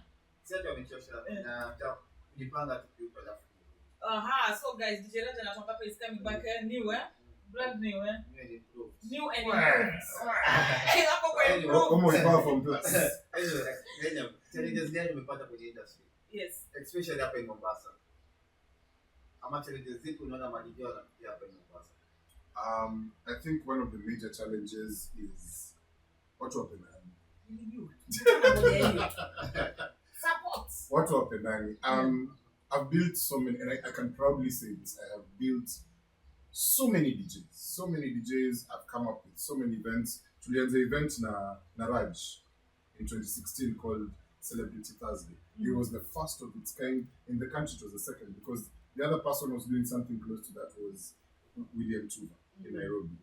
Yes. So it gave artists from the coast, such as in Mombasa, kama uko Kilifi, uko Kwale, uko Voi, you'd easily, instead of going to Nairobi, you'd easily come to Mombasa, because after you've launched whatever project you have, we would push it out. Me being someone who had been on radio for more than 10 years, it was easy. I could easily call Tuva nimwambie, "Oye, Raja kuna ngoma mpya, I think hii inaweza make effort." So instead of Raj kwanza introduce, I don't know you name, Lenya Mamesema will play it. And it gave so many people a platform. It built the Frankie D's, it built Masauti, it built Kelechi, it built Jovial, it built so many artists. And people grew from there.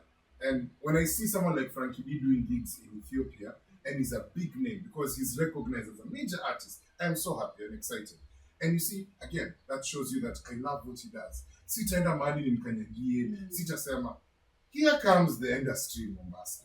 Wee! Mazee umesikia Lenium amefanya gigu, alafu Lenium anataka gigu huko kwingine. Lenium ni mzee, Lenium hawezi cheza muziki vizuri. I think yeye ndo amekanyagiwa sana kwa industry. Watu wote ambao najua yeye ndo amekanyagiwa sana because one is a good DJ. Kwa awards hizo ma competition zote anashinda.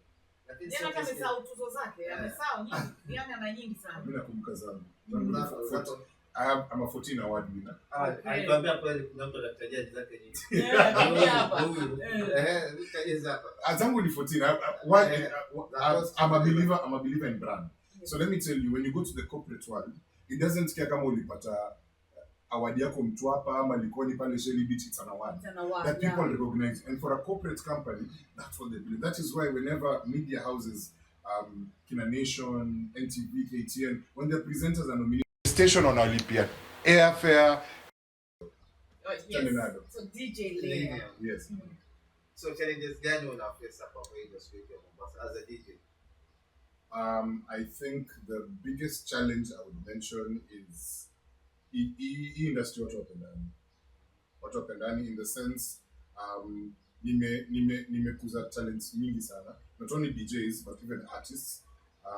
We've come up with a program called Celebrity Thursday where it was the first of its kind in the coast, second in the country, and it's basically nurtured not only musicians or DJs, because Nakumbuka used to give a chance to especially upcoming DJs every week, which was to Bagui.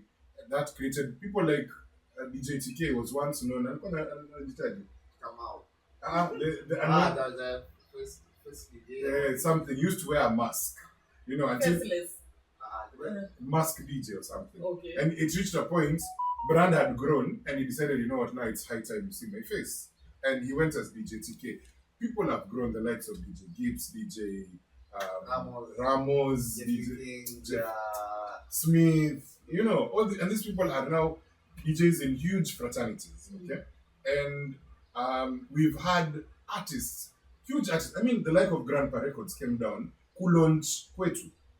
That just shows you Wamona Kitu in this platform that they can work with. And out of that, Miss Jekwana Ubaya actually Mekanyagia Mtu and things like that. Dancers, we've had dancers coming up. We've even recommended dancers for various events. It's just off my mind, but there's a dance crew we recommended during COVID, and they got an endorsement with Jerusalem dancing in different companies. I never went to one, nothing. So when I hear today, okay, yes, maybe I might be older in the game. It makes a lot of sense. There's a lot of fresh talent, and that happens even in the corporate world. Older people will always be phased out. But you don't usinikanyagie based on my skill being better than you or things like that. That's really wrong. And you find someone will come and tell you, Lena ningekupatia job, but niambiwa unacheza muziki na bo, muziki nimepitwa na wakati, you don't know how to DJ, and I'm thinking, why would someone do that? And atupendani sana. I came up with an award scheme for DJs called the Stylus DJ Awards. So the first of its kind in East Africa. And we ran 4 programs. The first one was fully coast. And out of that, Nairobians wakakuja kasema, you guys are unfair, mmejipenda nyinyi peke yenu, you know what, nikasema sawa. The second phase included Nairobi guys. And international Kenyan DJs in the diaspora felt, you know what, we've not been appreciated, and you're just appreciating guys from home. We included them. And it went on 3rd and 4th. We didn't go on because of sponsorship issues and all, but we are trying on bringing it back. But ningekuwa mtu kukanyagia mtu, I would have stepped on several toes. I would have even awarded myself. And me, I'm a DJ. Award. Even my whole team, anyone who's a DJ unajua tayari, out of your process. And it's clean and fair and all. Yes, there'll be issues here and there because we machine on a few votes. That happens. That tends to happen. But the whole point is, kwa nini tukanyagiane? That's the whole point. And that's why I'm saying, one of the biggest issues in the industry, and that's a challenge not only I have faced, so many, especially main event DJs will tell you, people don't like each other. Yeah, what's chuki? See, so that's nafki. Akikutana nawe usomo anakuchekea. But then, like, if you need them to do for you what, like, unahitaji, they're not there. Wanakusema vibaya kule nyuma, wakukanyagie kwenye shughuli, si ndio? I remember there was a time, there's a DJ called AJ the DJ. When AJ came to Mombasa, AJ was very green. AJ, by the way, is one DJ I respect. Up to today, AJ is very versatile in the sense that he will play what you didn't expect. So Zingine gets carried away and all, but it happens. But he is I would even say he's way better than me. And when AJ came, he was playing in a club called Bella Vista.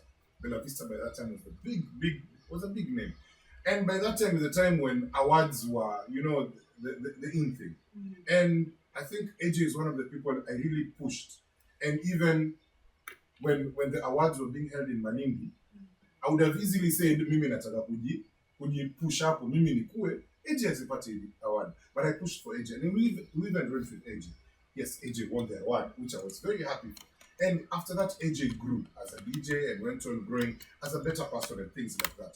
But for me, what I feel, if most of us are like that, you meet someone in the industry who's younger, build them up. Watch our cool. Imagine these things come back because it's like umeshughulikia paro wako, paro amekuja amekuwa mzee sana ametulia nyumbani. I mean, paro amekushughulikia, it comes back the other way. Now, wewe ndo unaanza kupatia paro like very relax, I do this for you, I do this for you. It's a circle, but when you break the circle, none of you will ever reap the benefits. And also people can collaborate. So if you feel like I'm playing old music, we can do this with someone else who is doing this now to collaborate. So kama tu nahisi kwangu tu. Amazing. So anything else about Lambda we haven't asked you about and you feel like you should put it there, maybe your project and anything you need and you want to do? So I think when I started with my introduction, I mentioned I'm a DJ, I'm an MC. I'm also an actor, and the acting bit is what I want to take seriously because, as I said, 2025 I'll be celebrating my 20-year anniversary as a DJ, and it will reach a point again I cannot compete with younger DJs. That is something natural. But you see, acting at the end of the day, acting goes through time. Okay. So I'm really pushing my acting career more. So if you're watching this and you need an actor, I'm an actor. Yes. Yeah, man. Yes. I think one of my big accolades from last year is a movie I did. Was nominated for 3 Kalasha Awards, and it won 1 award for best makeup. The makeup was done on me. Because in the movie, maze natandikwa mbaya. Natandikwa. Rangi imekolea.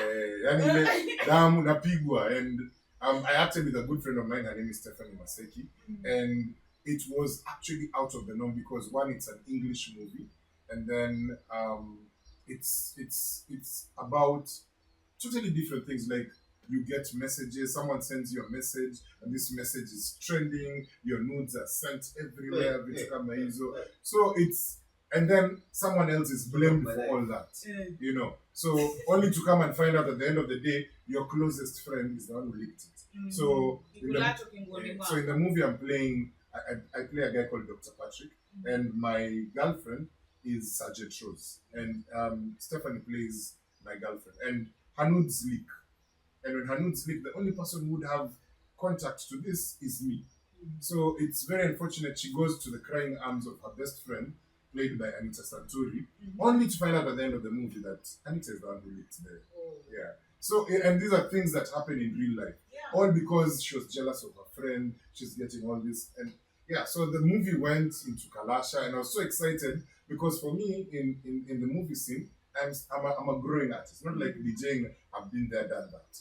Uku, I'm growing. So when things like that happen, I was so excited. So something I want to do is really expound my acting career and really go major so that at least, never know, my idea is one day when, like the way Lupita was excited when she won her Oscar award, same thing I want to do. Amazing. So hapo kwenye movie na film ya industry hapo also. Wow, umework na production gani unaona I'm happy or I felt easy working with them or the pay was good, production company? So when we start with TV, I have worked with 4 different companies. I started off, my first ever TV production was a program called Saida, where I worked with Ruben Odanga. Production, yes. I enjoyed. Unfortunately, that was the only production I did with Ruben, and Ruben being a good friend of mine, very interesting. So I think mtu anaona huu ni beshte sana, wacha nibidi kikazi. So Multan, I worked with them. Then after that, and also they're also from Mombasa, those production companies, right? Yeah, so amazing. As bado tuko hapo kwenye filamu and Mombasa, we have our very good friend Winnie, right? Yeah, we all know what's happening to her. What can you say about Willy Bire to people, First to of her all, herself, really also? I think Winnie and I go way back, like 20 years ago. Winnie, I met Winnie through church. She used to come to ACK, Mombasa Memorial Cathedral, teens, and she was introduced to us by Ruben. Mm. So fast forward in future, we met again. We met in the industry. She was a musician with the band Jukwa. I'm a DJ. We meet in events and all. Then we decided to try our hands in acting. So she got into acting, and funny enough, the first movie I did was called Michael, where I played a guy who died of prostate cancer. But she was God my, forbid. my yeah, I know, God forbid. She was my director at that time, so very interesting. Yes. I've acted with her also in a program called Teranani, one of the seasons where I was playing a Sudanese warlord, and she had come to my territory. I was in the jungle, so alikuja kwa territory yangu. So I'm in the midst of ile unajaribu kuwa mtu polepole. I was killed at the end of it all, yes, but we acted with her, and she was, apart from being an actor, she was also the director. So she's a talented actor, she's a talented director. That's in the acting scene. Very good musician. Unfortunately, and I say the world will never let you be happy of everything, you know. And unfortunately, Winnie is currently battling cancer, and she went to Turkey, and after going to Turkey, she had started getting into remission because of Kupumua and all. But then a few weeks back, she realized the medicine she was given was had some effects. I would Side say effects, side huh? effects, and it's terrible side effects because she. I would say it, and I'm not sounding bad. She's looking worse than the way she was when she went to Turkey before. Yeah, so that means the medicine is really affecting her. She had to stop, and you can imagine she's still doing chemo and all, so it's really affected her. And she needs to go back to Turkey. And going back to Turkey, that is another bill. And unfortunately, yes, and have transport and accommodation is sorted for, but the process of the medicinal expense is not clear. Yeah. So the bill roughly rounded off close to about 5 million. And unfortunately, Winnie is not this rich girl or comes from a rich family where they'll just go to the bank account and write a check and get this money. So she came back to the people who support her. Either if you love her in music, you love her in acting. Winnie is a talented chef. She does awesome baking, and she went back to people and asked for help because at the end of the day, yeah, what I'm saying here. Yeah. Now, I say cancer is a very expensive disease, but we would rather celebrate with someone when they're alive than when they're dead. Right. We're not wishing that, and that is why we don't want to get to that point. So the best way is to help out by giving the little we can. Because tutasema bill ni 5 million, mimi siwezi toa 10,000, I don't have. So that stops me from giving. But labda naweza kutoa 1,000. Yes. Toa that 1,000 because another 100 people who've given that 1,000, that's already a million imeingia. Yes. So that help goes a long way in offsetting that bill and helping her live a better life, live a longer life, and where we're able to celebrate with her. So that's the most important thing. And I think as friends in the industry, as personal friends, we are appealing for the people out there, people who are watching this, to just help her out. Yeah, so guys, that's it. Yeah, Wire is looking for the 5 million shillings to go back to Turkey because the drug she's been using, this drug, can you imagine, it has like 41 side effects. That's a lot for that's a lot for somebody. And guys, so you know what he always says, dear humans, we raise back to us, and let's give as little as much as you can. Hakuna limitation hapa, si ndio? Yeah, and I think that brings us to the end of this. We're gonna put Wire's pay bill number and all about her happy on the screen, so you can always send your contribution to her. And also, the major thing you can do for her is actually put her in your prayers. I don't think there's anything that can beat prayers, right? Yeah. Okay. tufunge. Yeah, so yeah, that's it guys. It's your girl Kazuri Amo and tunasema click that subscribe button. Si ndio? Alafu atatuambia social handles. Tuambie. Alafu tutakuwa tumemaliza.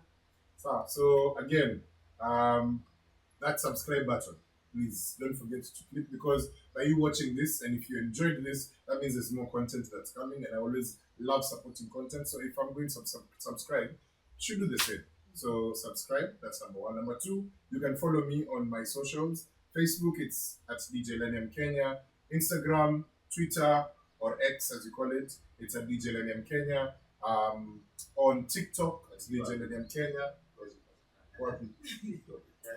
I'm learning actually. I think I just hit 1,000 followers on TikTok. Yay! So you can go live. Tap. It's not tap, as it says. Yeah, I'm sorry. Wait till I get to content. Tap. Beggar. Yeah, so follow me there. You want to get mixes, you want to get where the events are, where I am to be good. I do an event called 2 for Tuesday. Every Tuesday at 10th Street. You love authentic music that takes a trip from old school to new school. 10th Street is the place to be every Tuesday. Amazing. So guys, mimi nimemalizana. It's your girl Kazuri Amo. You know where to find me on all social handles, Kazuri Amo. And don't forget, Kazuri Media is the place to be. Sio kwa kila mtu. DJ Vibe aka Vibe Computer aka Sonke Kina Mama. Simple, very simple. Sawa basi.